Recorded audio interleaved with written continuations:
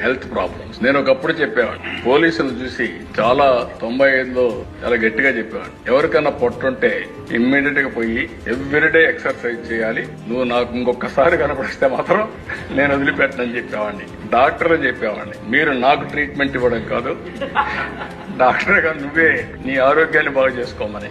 చాలా మంది డాక్టర్ల దిశ మనకు మెడిసిన్స్ ఇస్తున్నారు. శ్రీనివాస్ ఎక్సెప్షన్, ఎంబీబీఎస్ చేశాడు, ఆరోగ్యంగా ఉన్నాడు ఈ వయసులో కూడా.